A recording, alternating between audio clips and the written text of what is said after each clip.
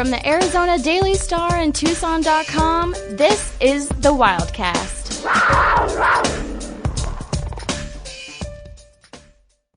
It's officially March to the Madness. It's a great time of year for college basketball fans. Thanks for listening to another episode of the Wildcast podcast. I'm Justin Spears here with Bruce Pascoe. We'll be joined later by PJ Brown, talking the latest with the Arizona women's basketball program as they get ready for the NCAA tournament. We'll also hear from Tommy Lloyd, Arizona basketball coach. He joined me on ESPN radio earlier this week. We're making the switch. Well, we already did make the switch. Spears and Ali weekday afternoons has been changed to the morning from 7 to 9 a.m. And on our very first morning show, Tommy Lloyd joined us to talk about his pickleball game, Azuolas Tubelis' bounce-back performance against the LA schools, and Kylan Boswell's maturation. So we'll be joined by Tommy Lloyd later on in the podcast when he was a part of Spears and Ali earlier this week. But Bruce, and I'm talking to Bruce Pascoe, Arizona Daily Star basketball insider. Bruce, I wanted to get your take on Pac-12 tournament, postseason ahead. But first off, I think we should start off with the conference awards. Azuolas Tubelis has been one of the most consistent players in the Pac-12 all season long. As a matter of fact, he led the conference in points and rebounding this season. It's the first time any player has done that since Leon Poe at Cal in 2005-2006. Ike Diagu also did it the year prior. Other players to do it. I mean, this is a very elite company. We're talking about AC Green at Oregon State. Mm-hmm. We're talking about Bill Walton and Kareem Abdul-Jabbar. Like, very elite players have only led the conference in points and rebounding. Azuolas Tubelis certainly falls into that class, but he didn't win Pac-12 Player of the Year. Jaime Jaquez from UCLA won Pac-12 Player of the Year. A lot of people may have viewed that as kind of a bit of a surprise because Azuolas Tubelis, I mean, from the start of the season to now, has been a rock-solid player. However, Jaime Jaquez is the best player on the best team, and Tubelis kind of fell off there for a few weeks, which certainly didn't help his case. Yeah, I think if it was a month ago, we would be talking about Tubelis would have this award. He pretty much, was a clear leader at that point. But this is history repeating itself. This is the postseason awards are voted on by the coaches. The coaches have always put an emphasis on the best player and the best team if it's statistically close, and it was. I mean, Tubelis was the leader, but Jaquez was in the top 5 in both rebounding and scoring. He's also a better defender, and I think the clincher is that they won the league by 4 games, and he's going to get it. And Tommy Lloyd seemed to agree with it. Even Tubelis himself agreed with it today when we asked him about it, and then also in media voting. And sometimes you see differently in that. The AP does a media voting, and there were 8 of us that voted in that, and we voted for Jaquez as well. It seemed to me he had both things going for him. He had everything going for him other than those outstanding stats that Tubelis put up on scoring, rebounding, and things like that. Other Pac-12 awards: Azuolas Tubelis was named to the All Pac-12 first team, and he's actually the first Wildcat to go on the All Pac-12 first team in 2 consecutive seasons since Derek Williams in 2010-11, and other Wildcats to accomplish that: Channing Frye, Jason Gardner, Damon Stoudemire, Sean Elliott, and Pete Williams. Yeah, well, I think that's more. I think that's more about the fact that guys get first team and they leave because they go pro. It's just that it doesn't really happen, and it's very rare. When you look, actually, this year was really rare, and then a lot of the first teamers came back around the league. Usually, out of those 10 guys, 8 or 9 leave, and it's just the way it is. There's so much more money now for guys to leave, even if they're not picked in the first round anymore. Did anything surprise you though, Bruce? Courtney Ramey, Kirk Kriisa, they earned All Pac-12 honorable mention. Kylan Boswell, he was mentioned, or he was not even on the All Freshman team. Right. Boswell got honorable mention. All freshmen means you just had 3 votes from the coaches, so you got at least 3 out of the 12 or 3 out of the 11 because your own coach can't vote for you. Yeah. Whatever you look at it. And then Ramey was honorable mention all conference, but was not mentioned to the all defensive team. Kirk Kriisa did not get voted for anything. He didn't get honorable mention. not honorable mention for anything, which means he might have got a vote here or there, but you got to have 3 to be honorable mention. So that, and so that's why I asked about Lloyd, about him specifically. We weren't allowed to talk to Krisa today, but Lloyd said, what he has kind of all season is that, he's my guy. He's a great point guard. He may not have as good a numbers as some of the other guys, but that doesn't reflect necessarily what he means to the team. And I'm sure he believes that. And certainly point guard stats can be a little, they need some context, because a lot of times it is about what they do for their team, and a lot of teams have different philosophies on how they use their point guards, and so it is tough to do it head to head. But I think that was a clear statement that the coaches other than Lloyd didn't think he was one of the best 19 guys, because 19 guys, counting the 4 on the all honorable mention, he was not among those 19. Does his personality have anything to do with it? Like rubbing the people the wrong way? Because if Kirk Reese is on your team, you love the guy. Yeah. If you're an opponent, you absolutely despise him. You have to wonder about that. I mean, but you do have to wonder about that. But I don't think the coaches really would play into that too much. I don't know. I don't know really how to read into that. I just think they probably just feel there are some other point guards that were better to vote for. I mean, KJ Simpson, for example. I mean, he put up some pretty big numbers, and and then you got Boogie Ellis, Tiger Campbell, guys like that. You're definitely going to be ahead. I think Will Richardson even got more votes than Krisa did. So wow. That's just what they thought. And then there's Oumar Ballo, who was named Pac-12's most improved player. It's the second year in a row that a Wildcat has won most improved player. Last year, Christian Coloco won it. This year, Oumar Ballo won it. And I agree with our interim sports editor, Michael Lev. I think that should be a very useful recruiting tool for Tommy Lloyd and his staff. You can present this to any big men that you're recruiting and say, hey, look at what we did. In our first 2 years, we have these 2 7-foot big men. Our 2 starting centers were named most improved player. And Oumar Ballo, I mean, there were maybe some other guys that you could have listed for Pac-12 most improved player, but I think for him to step into this role, put up 13.9 points per game, 8.6 rebounds. He's one of the top rebounders. And, he was a pretty decent rim protector throughout most of the season. I know he's, fallen off a little bit lately. You don't really feel Oumar Ballo's impact over the last couple of weeks as, say, the Maui Invitational, when he was Maui Invitational MVP. But Oumar Ballo, I thought, has really made tremendous strides in his game. And he went from a guy last year, remember at the start of last year, he was huffing and puffing, struggling to get down the court, and you wondered, is this guy going to last at Arizona? And now here we are talking about him being Pac-12 most improved player. I think you certainly have to tip your cap to a guy like Oumar. Yeah, and I think, he started to show a little bit of that last year. We saw in the second half that he could be that player, but you're right, it was all about stamina. And I think, and speaking of that, I think really what's unspoken about a lot of this is Ballo had that health scare the first week of January, and they don't talk about it a lot, but that's something that did affect his stamina and his, just overall production out there, and he just plowed through it, and was one of the league's better players. So that's also a credit to him. Absolutely.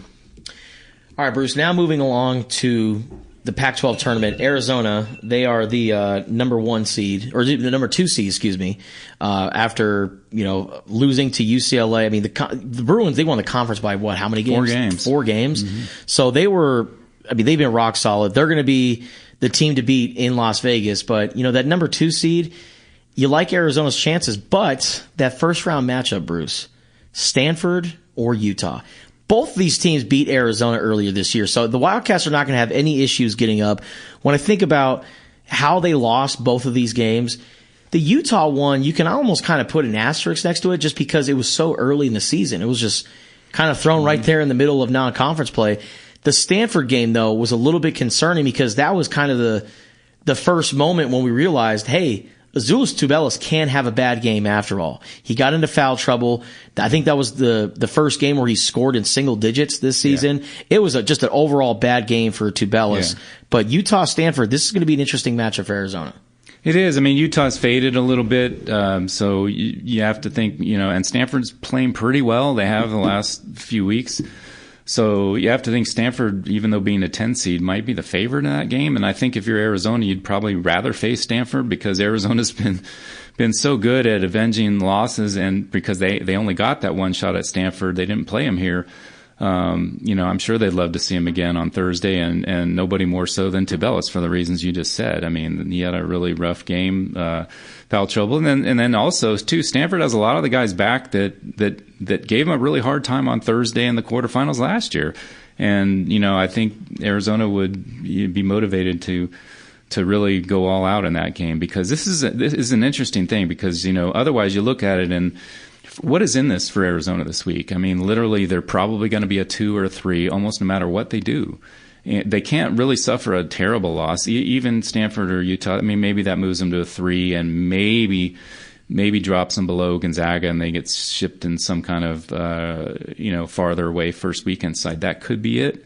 But there's not a whole lot for them on the line when you look about it. So what are their motivations other than trying to play better and adjust to that one and done mentality that they're now in? Location matter though, because you could be a 2 or 3 seed, but I feel like it helps to be on the West Coast, closer to home than, let's say, Orlando. Now, the cool thing or the unique thing about Arizona basketball is that their fan base travels, right? You can put the game on the North Pole, and Paul Diaz and Paul Volpe and all those diehard Arizona basketball fans, they're going to find a way to get to the game.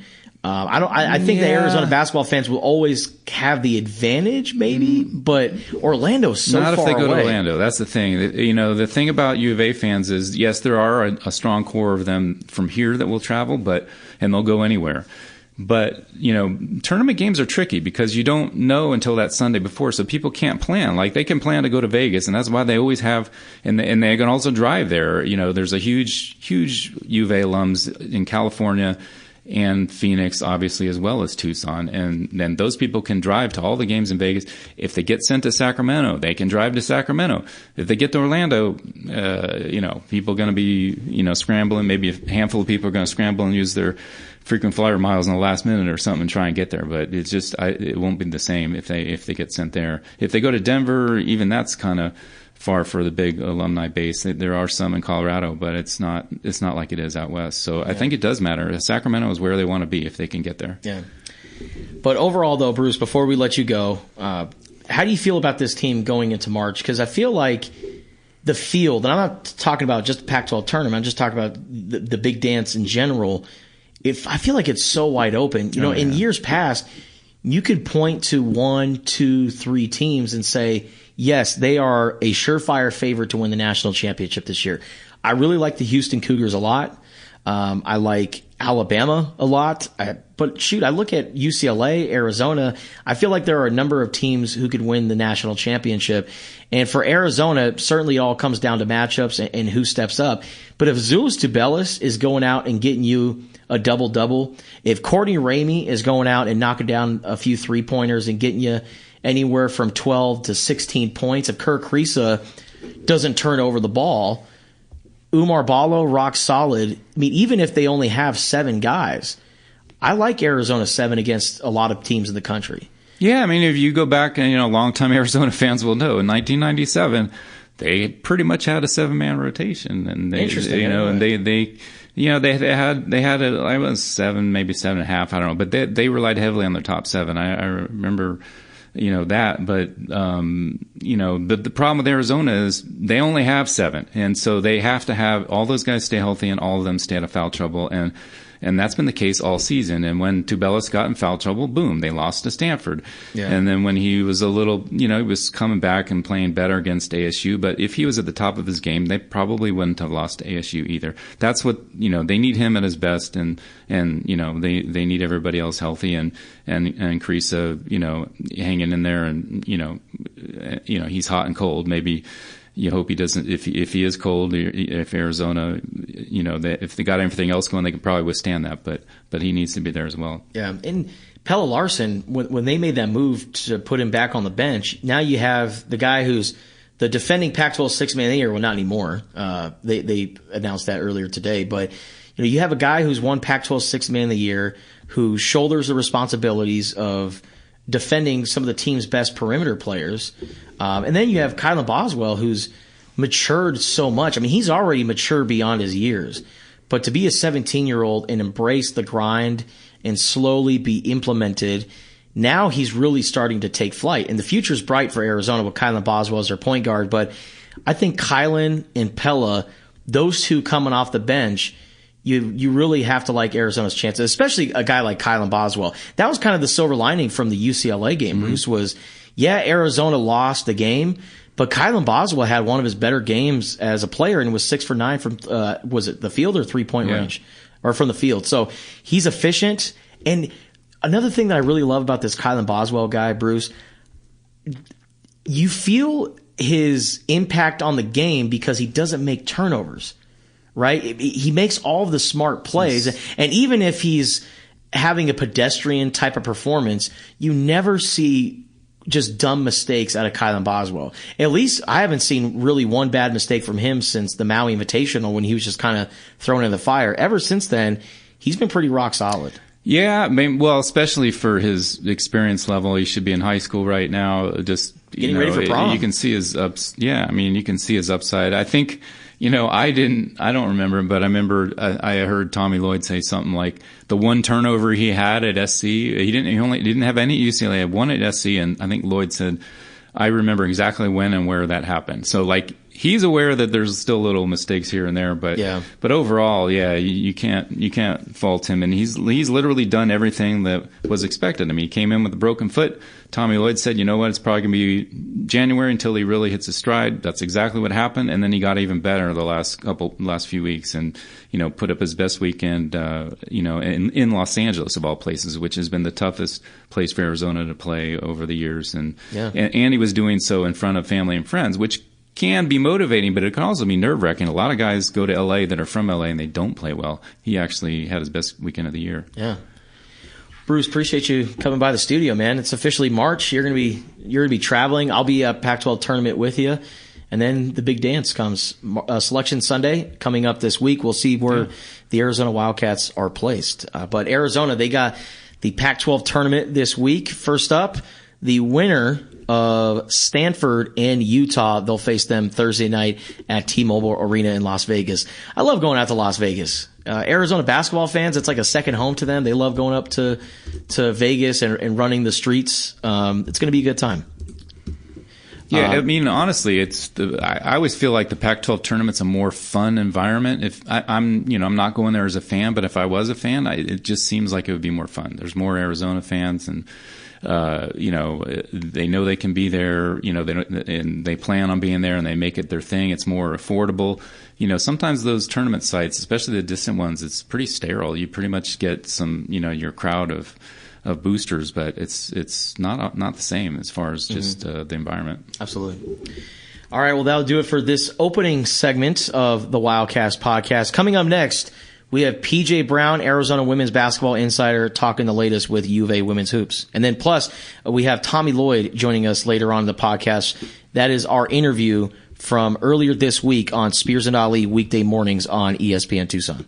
So it's a busy time of year for PJ Brown. PJ was just at Arizona softball media availability, and now she's here talking some Arizona women's basketball with us as the Wildcats get ready for the NCAA tournament. PJ, it's a busy time of year for you, huh? Absolutely. We're doing softball, women's basketball.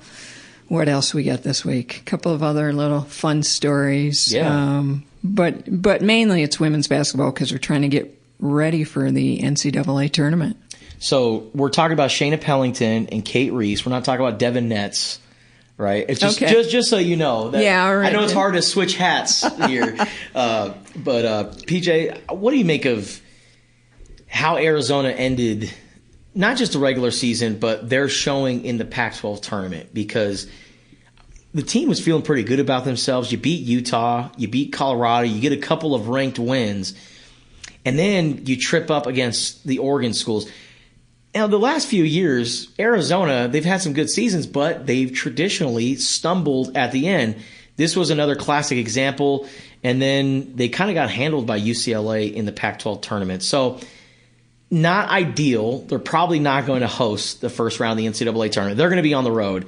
Yeah. But what do you make of just how they finished the regular season, and how do you feel about this team going into the big dance? Sure. I think they just sort of hit that February wall.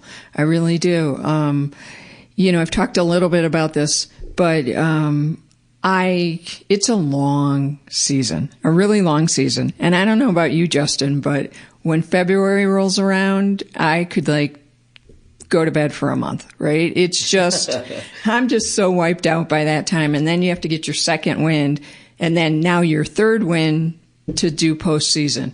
So I think that's just what happened. I think that they just hit a wall. Someone like Jade Lavelle, who was, shooting pretty well, she did break her toe. She's fine now. But she was having problems seeing the ball go in. And in that UCLA game in the first half, she got her stroke back. And you could tell even the shots that didn't go down looked like they would. They looked like her normal shot. She looks like she's gotten it back. In the second half, UCLA countered, and she wasn't able to sort of counter to that counter. But that'll all get worked out. I think they all just sort of got tired, and this is what happens to teams. They're not the only ones. There have been a lot of upsets this time of year, whether it's the end of the season or in their conference tournaments. And let's face it, Arizona doesn't really do that well in Pac-12 tournament. Yes, they've gotten to the semifinals once or twice. But, last year they lost by 2 points to Colorado. This is sort of a trend. And I think they're just sort of hanging on for dear life until they get this big break, this 10-day break, where they can take 3 days off, sleep it off. Some of them get back into the gym right away on their own to keep working. And then, and then it's a completely new season. So this week, they're back in the gym and they're tinkering and they're working on themselves and they're refreshed. And there's a whole new attitude. We're sitting and talking about the last 3 games. Yeah. That's over. That's completely over. Doesn't mean anything now. It means something in regards to where they go for the first rounds of the NCAA tournament. Yes, it does. But that's out of their control at this point. They're not thinking about that. What they're thinking about is, what are we doing today and how are we getting better every day so that when we fly to, whether it's South Bend, Baton Rouge, or wherever in the country that we fly to, that we're ready to play on that day and win. And so that's completely what they're focusing on now. All of that other stuff out the window. It's gone. It's a whole new season. Real quick, before we continue to talk more Arizona women's basketball, what do you make of Washington State winning the conference title? How about the Cougs? Pretty exciting. Yeah. It's funny, when I was there Wednesday, I came and saw the overtime, part of the overtime for UCLA ASU. And UCLA obviously ended up winning. But I turned to somebody when I walked into the arena and said, right now everybody's an ASU fan, right? Even if you're an Arizona fan. Why? Because what a story that was, They won 1 game in the season, and here they were at the Pac-12 tournament taking a top team to the brink, right? Yeah. So it's the same thing with Washington State. They had a good season. They finished 7th. They had a lot of little bumps in the road. Charlize Lager-Walker had to go back home to New Zealand twice during the season because her grandmother was sick, and then she passed away. So not having her there the whole time, sort of, and her emotionally going through this, her teammates were emotionally going through this with her. So that was a lot. And then for them to come through and do what they did at the tournament. Again, everybody was a Cougar fan at the end, and everybody was singing Shania Twain's song with them. So, oh, that's awesome. It was a lot of fun. I mean, that's what college basketball is all about, right? It's that pure joy when you do something that nobody expected you to do. And Arizona fans know exactly what that's like. when Arizona took that run to the national title game a couple of years ago. Nobody expected them to do it, so it was a little sweeter than anything else. Now, speaking of Arizona, they turned their attention to the NCAA tournament. We'll figure out where they're seated, what location, this upcoming Sunday. How do you feel about this team and where they could be? What does bracketology say where this team could land? And location matters, of course. If you're out on the West Coast, you might have some fans that might be able to travel. But I'm wondering, where's Arizona going to end up? In your earnest opinion.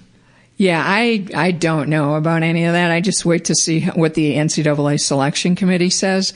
Charlie Cream, who's the bracketologist for ESPN, had Arizona either in the 5th or I think now they're the 6th seed, and they've had them at South Bend, Indiana, where Notre Dame is. And the other day he moved them to Baton Rouge, where LSU is. So we'll get on a plane and go wherever it is and cover it for you guys, for the readers. But my thing is, it really doesn't matter. The only thing that is good now that wasn't good before, there was a long time where Charlie Cream had them in the Greenville regional, which means if they would make it to the Sweet 16, they would go to Greenville. The other regional is Seattle, and now they're back. They're supposedly in Seattle, and that is a good thing for Arizona to be on the West Coast. I know that I had talked to Adia Barnes the other day, and she was excited when I told her that she could be going to Seattle. She played the WNBA. Yeah, her hometown. She knows that a lot of fans there will come out and see her team play. Plus, a lot of Arizona fans will live in Seattle, will drive up to Seattle or fly to Seattle. It's easier for Arizona fans to get to Seattle, and that would be important for this team because they play well in front of their fans, and they really feed off their fans. So something like that would be very helpful if they make it to those rounds. We'll see where Arizona lands this Sunday on Selection Sunday. And wherever they go, PJ Brown will be right there providing the best coverage. And then make sure you follow her on Twitter. Check out her coverage on Tucson.com and the Wildcaster app. Hey, it's March. If you're an Arizona basketball fan, it's a perfect time to download the Wildcaster app for free off the App Store and Google Play. You need a subscription for certain stories, but for the most part, you get a lot of stories for free. And we send out push alerts. Our podcasts are on there. We have a lot of fun stuff on the Wildcaster app. So if you're an Arizona Wildcats fan or Arizona sports fan in general, be sure to download that today. All right, PJ, safe travels. Thanks. All right, before we end the podcast, let's play our interview with Tommy Lloyd, who joined me on ESPN Radio earlier this week.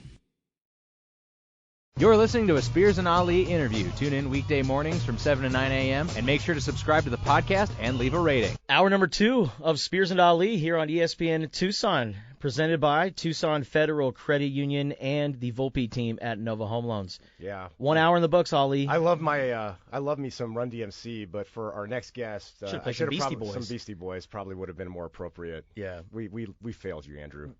We failed you. Yeah. As long as it's not on my hands. I'll shoulder the responsibility here by not playing Beastie Boys for our next guest, and that is Arizona men's basketball coach Tommy Lloyd joining Spears and Ali to begin hour number 2. Tommy, how's it going? You guys got me? You hear me clearly? Oh, yeah. We can hear you just fine. And so, okay. Hey, first off, let's just start off. You guys are 0 for 2. Okay, now, not only on the lead in music, even though I do like Run DMC. I have mad respect for Run DMC. But then you guys also realize your March moment was like one of the gut punches of my life, losing the national championship game to North Carolina. What'd you say? The greatest when you guys were just leading in, they were like, "Oh, really? I didn't hear that. Goodness. I didn't hear that." North Carolina comes back to the desert. Yeah, wins the national championships. Beats Gonzaga 71-65. Yeah. Oh man. Okay, so we don't control that, but that is a We're terrible really start. That is a terrible start. We own it. Oh my God. Hey, You guys are playing us an 0-2 count right now. I know. One more, and then we'll have to cut this interview short.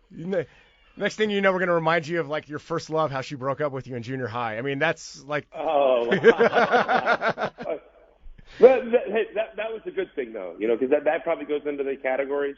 Sometimes the best recruits are the ones you don't get, That's right. So, That's right. Tommy Lloyd joining Spears and Ali on ESPN Radio. And Tommy, so a lot of people reached out to me on Friday because they saw your Sports Center interview. And when you were talking about your pickleball game, you kind of dragged me in the process. You said you'd give me a free ass whooping. Now, with that being said, you're absolutely correct because I've never once played pickleball, so I'd give you pickleball. But you're a very passionate pickleball first player. Off, that's your fault. You should play. It's an amazing game. You should play. It's a ton of fun. And, yeah, I mean, I don't know how I drug you into it because I think that comment was said offhand after a press conference. And the next thing I know, I'm getting interviewed by a good friend of mine, Neil Everett, and he throws that quote up there. And I had no idea that quote, because I'm not on the social media stuff, so I had no idea that quote was actually floating out there in the Twitter sphere. So it kind of caught me off guard a little bit. So, yeah, I mean, no disrespect to you when you get drug into this, but I do enjoy pickleball, and I think one of your earlier guests has been, a victim of many of them ass whoopings, and that's Paul Volpe. He's definitely been on the receiving end of a lot of those. So we have a ton of fun playing, and yeah, I mean, it's one of my favorite things that I get to do. Tommy, if you ever play Justin, just know that his what people say about him and his athletic prowess is he's short but he's slow. I think he'll be okay. Yeah. Hey, listen, pickleball is a humbling game because you honestly, what makes it cool is that there's a lot of great equalizers in the game, and a lot of older people can play with younger people, and it can be quite frustrating for some of us people who consider ourselves younger. So, you know what, Justin, you probably have a ton of potential. You probably just need to get a paddle. You need to get out there. Let's do it. A U-Doll, and you need to start figuring it out. How did you get involved in pickleball? What inspired you to start playing it? Well, we honestly had been playing it for quite a few years, off and on, not very much at all. But I just fell in love with the game, up in the Northwest. It's kind of a really popular game up there, and we'd play it a lot at the lake in the summers. And to be honest with you, Coach Few's really into it, like more than me. And I think he's a pretty good player. But he really, really got into it these last few years. And I actually wasn't invited to play in the matches because he and I, worked together for 22 years so closely. I think he felt like, his extracurricular activities, he didn't want to be over there staring at me. Mm-hmm. So I actually didn't play much in Spokane. And then when we got down here, my wife and I started picking it up again and playing a bunch and yeah, just having a ton of fun with it. And yeah, it's a great social outlet, and I have a good group of guys I play with, a couple different groups, to be honest with you. And one of the groups is really good. Our tennis coaches are pretty fun to play with, and one guy who, he would be devastated if I didn't mention him is Sean Pickle Miller. That's right. One of the guys I play pickleball with, his name is Sean Miller, and we play all the time. And so, out of respect for the other Sean Miller, I call this guy Pickle. and Pickle's a pretty good pickleball player, so we have a ton of fun. He's also the guy that's our tennis pro on Tuesday nights with my group, so rest assured that name will live in infamy with him now. Pickle Miller. Pickle. He's just Pickle. Pickle, yeah, we all call him Pickle, yeah, for sure. That's his nickname, and he's earned it. Tommy, turning to the Arizona basketball team this year, like the end of the regular season is now over. You're heading into the Pac-12 tournament and into March. And as my second favorite coach behind you always says, is that every team is its own story. It writes its own story. So just by looking at the regular season and not looking into what's ahead, what is the story of the 22-23 Arizona men's basketball team? Well, I think it's a great story. And these seasons are hard. And that's one of the reasons, I really do enjoy them. It can be tormenting at times, even for us coaches. But But obviously we got off to a good start last year, and and then we kind of had to rebuild the roster this year, and I think we did a good job. And to be, I think, what are we, 25-6, and pretty much ranked in the top 10 all season. I mean, I think it shows we're right there. I mean, we take the losses hard, and I'm still haven't slept great since that UCLA loss, and even knowing it was going to be a tough game. I mean, they're obviously a really good team on a roll right now, and that day, I know many people say at Poly Pavilion, not a great college basketball atmosphere on a night-to-night basis, but I'll tell you what, Saturday night it was rocking.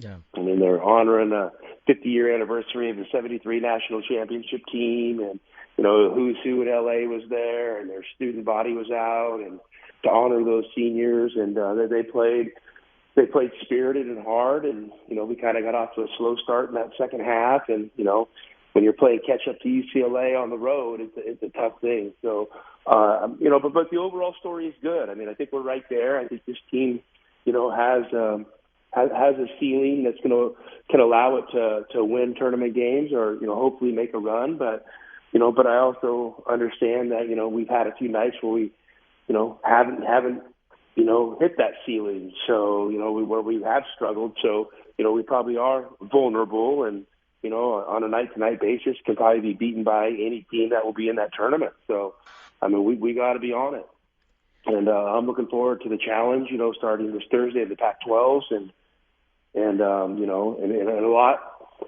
to how your story is going to feel overall is going to depend on how you do these next few weeks. And I love tournament basketball. I mean, I think it's fascinating. It's fun. Everything's single elimination, and my wife are still on a high from last night from watching our son who plays at NAU.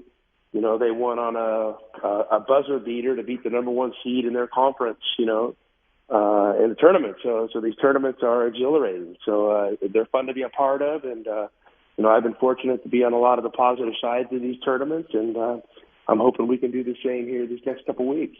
How many buzzer beaters has your son been a part of at NAU this year? I feel like the Lumberjacks have like 5 games this year where it ends on a buzzer beater.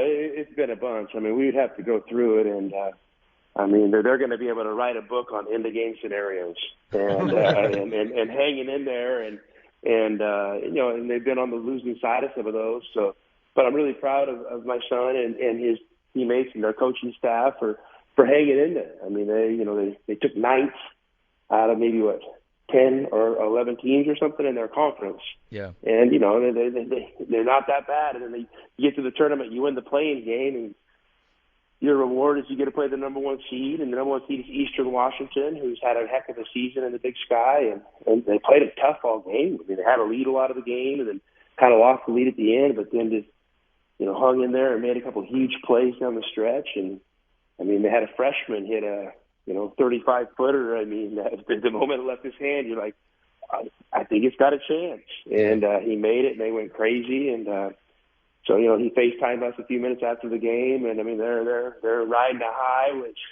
it's exciting. Yeah. So yeah, they've had a tough year, but hanging in there, and that's what it's all about. Going back to your team, Tommy, a lot of people were wondering how Azuolas Tubelis would bounce back this week, and he put together 2 double-doubles, looked great against USC and UCLA. How important was it for him to have this kind of weekend going into the postseason?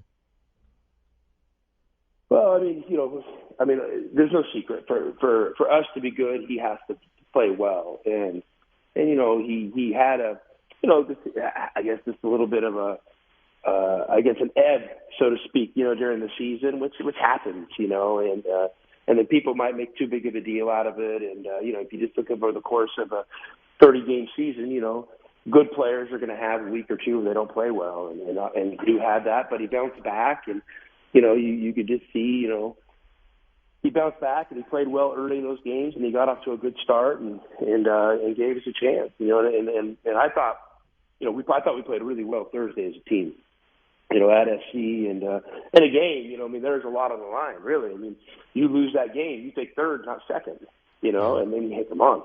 We all want to take as close to first as possible. So, I mean, so both teams were putting it out on the line, and he came out and he was the best player on the floor. And in Saturday, I think he got off to a good start and played well. We just got to find a way to, keep him involved in the game more. I mean, I thought UCLA did a pretty good job of kind of trying to take him out a little bit, and we have to have a little more conviction to keep him in the middle of the action. Tommy, one of the things from like an outside observer's point of view that I've really appreciated about you is you really kind of try to coach each player based on their own personal attributes and what resonates with them. And speaking of that, we have a really highly rated recruit in Kylan Boswell come in, and you didn't just throw him into the fire. You kind of developed him over time to now where he's playing major minutes in really important games. Can you talk a little bit about the maturation and development of Kylan? Yeah, I mean, Kylan is obviously a talented basketball player, and had Kylan stayed in high school this year, I mean, he would have been a McDonald's All-American, and he would have gotten all the accolades. To be honest with you, that was kind of the plan, because they committed to us pretty early, and to the point where we were able to have a lot of conversations to see what this year looked like. And I was hopeful he would come to us early, because I thought that he would be ready. I made my pitch, and they didn't buy it. So they were still going to come to Arizona, but they wanted to wait one more year. And then, over the course of the summer, I mean, he had a big summer plan with EYBL, and he was going to be on the U.S. national team, playing the Under-17 World Championships. He broke his foot, and then they kind of came back at us and said, hey, we don't know what this looks like, how long it's going to take, and, to get ready, and, maybe would it still be possible for him to come to you guys and, maybe not even play much and just rehab it. And so, we went over that with them, and then so he ended up showing up early. He's a great student. That's the other thing, So he pretty much was, academically qualified and ready to come. And so, yeah, we brought him in early, and I just told Kylan, I said, hey, I'm not really going to coach you much this, first few months. I'm just going to kind of let you ease your way back into it, come off this foot injury, and just get a feel for what practice is like this level, and just kind of the day-to-day rhythms. I didn't want to put too much on his shoulders, to be honest with you. Yeah. And then, I told him, okay, hey, we get to, January 1st, I'm going to start coaching you. And so he got a few opportunities early, and, maybe he had a good thing or two, but had some struggles. And what I didn't want to do is I didn't want to, make him feel the weight of the world on his shoulders, because this kid had never really struggled.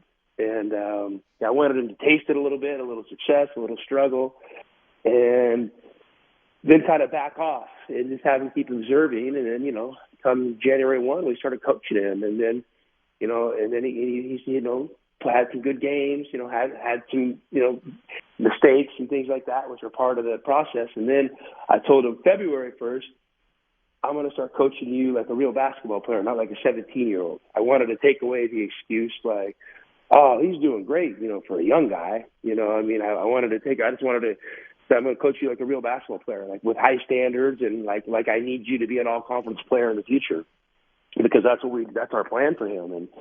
And so, yeah, I mean, he's really come on. I mean, to see him play the way he did this weekend, and I know his teammates are comfortable with him out on the floor, which says a lot for him as a kid, and he really brings it at both ends of the floor. And what excites me is the progress he's making, but, the progress that is still there to be gained.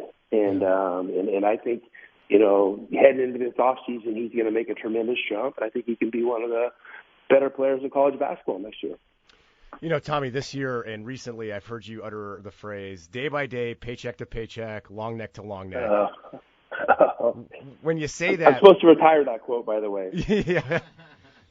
It's a great quote. What are you conveying to your team when you utter sentiments like that? Well, I mean, I think you really do have to stay day to day in this deal, and it's easy to get out ahead of yourself, and especially as coaches, you're planning and you're taking your team on this journey, and well, if we do this and this is coming up, and then we can do this, and then we're right there to do that. I think you got to take a step back, and you got to understand you're dealing with with young athletes who, in this new age of social media and just the scrutiny that they're under. And you just have to let them know that, this is about what you do on a day-to-day basis. And it's how you approach things on a day-to-day basis. And you're fighting for little victories each day. And so, I coach like that, to be honest with you. I'm not a guy that's out, planning way ahead. And, sometimes I wish I would, but I don't just think that's who I am. And I don't think that takes your team on its authentic journey, because there are so many things that pop up, over the course of a basketball season that, you couldn't predict. And then, out of respect for your opponents, I mean, your opponents really challenge you. I mean, that's what it's all about. So, they're bringing different things to the table every game. So, it's so hard to script how things are going to go in basketball. And the game's not a scripted game. There's so much flow to it, and so much, I guess I would just say overlap, from offense to defense to all this stuff, that I really think that the most effective way is just staying kind of locked into those moments and planning a practice each day, putting together a game plan each game, and trying to execute it. So, right now we're looking at Thursday. We're either going to play Utah or Stanford. Mm-hmm. We have 6 losses. 2 of those 6 losses are against those 2 teams. Yeah. So, it's on. And so we're going to have to do the best job we can preparing for 2 teams. And then, Wednesday night we'll figure out who we play. And then we'll have Wednesday night and Thursday morning to tighten up a game plan. And then, you go out Thursday night and get ready to let it rip. Tommy Lloyd, Arizona Wildcats basketball coach, joining Spears and Ali on ESPN Radio. Arizona getting ready for the Pac-12 tournament. They'll face either Stanford or Utah on Thursday. Tommy, thank you for your time, and best of luck to you and your team in Las Vegas. Okay, thanks, guys. Justin, you let me know when you want to play. I'm down. Let's do it. As long as we can videotape it, because it's going to be absolutely a promo. Oh, well, hey, some things aren't meant to be seen on TV. Yeah, me playing pickleball is one of them. This might be one of those. Tommy, thank you. All right, guys. Thank you. See you in Vegas.